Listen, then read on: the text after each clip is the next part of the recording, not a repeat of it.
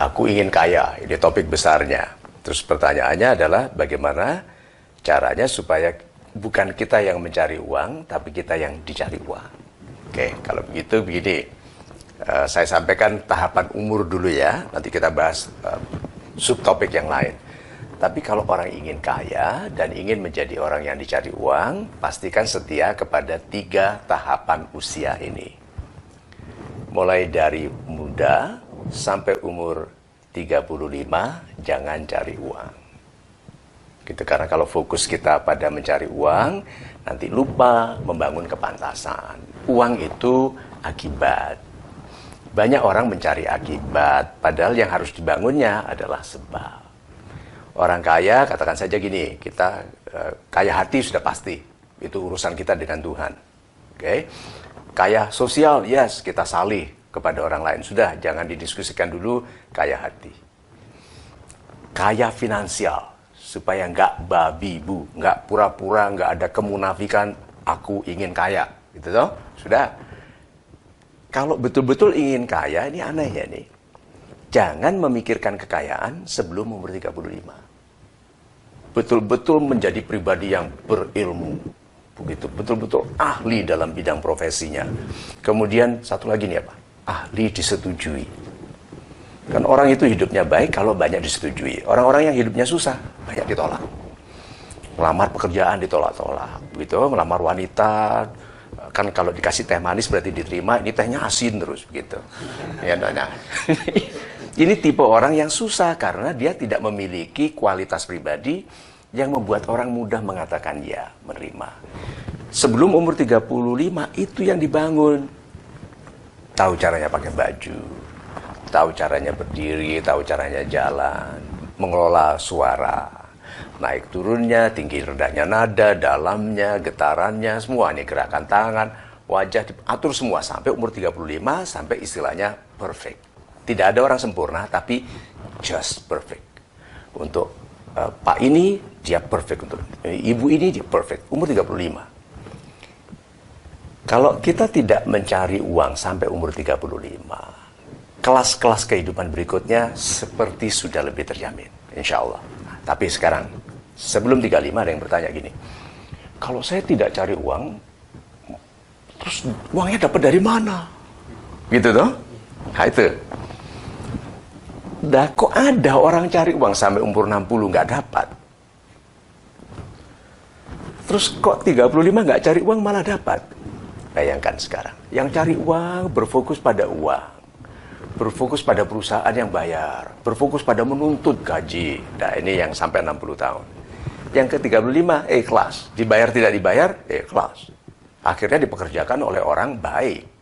Karena orang yang ikhlas hanya dipekerjakan oleh orang baik.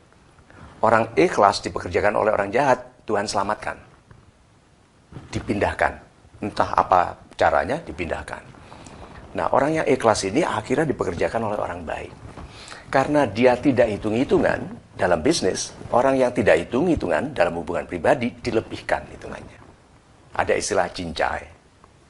Teman sendiri, saudara sendiri, kok kita udah kenal lama. Itu selalu dilebihkan.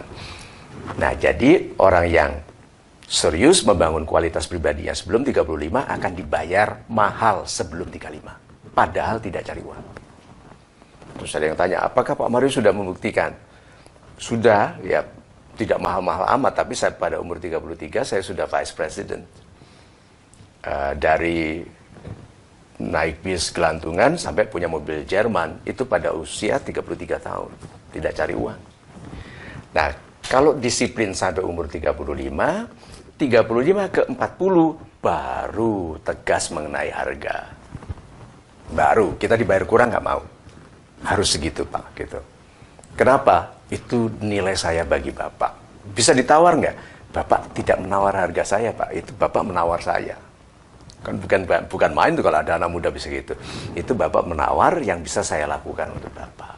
Nah, saya tidak mungkin meminta lebih tinggi dari nilai yang saya bisa sampaikan ke Bapak. Ini dari 35 sampai 40. Nah, orang yang tahu harganya, berarti apa? Harga dirinya jelas. Dengan demikian dia sangat gagah, sangat terhormat. Nah, kalau orang sudah dikenal di publik ini, Sampai umur 35 dia tidak cari uang. Sampai 40 dia tegas tentang nilai dirinya. Setelah 40 atau bahkan sebelum 40, orang sudah tidak bertanya harga lagi. Orang sudah menghargai lebih. Orang ini yang istilahnya dicari uang.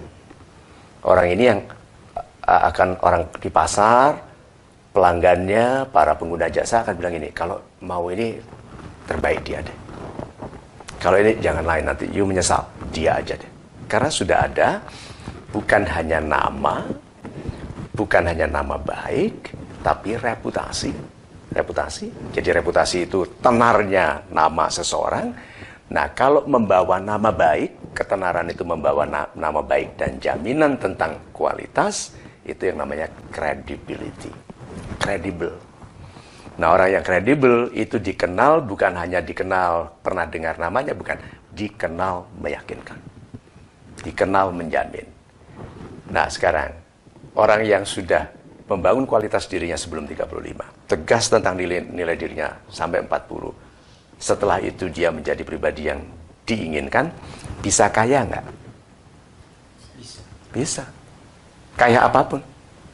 Ketenaran yang baik, persahabatan yang baik, gitu. Penasehatan yang baik, coba itu. Lalu bayaran ya otomatis. Nah, apakah kemudian uang itu, harta itu masuk ke hati dan kepalanya? Tidak. Sama sekali tidak. Karena dia orang yang sangat berwibawa dari mudanya. Bahkan dia merasa rendah sekali kalau sampai uang masuk ke kepala atau ke sikapnya. Tidak. Karena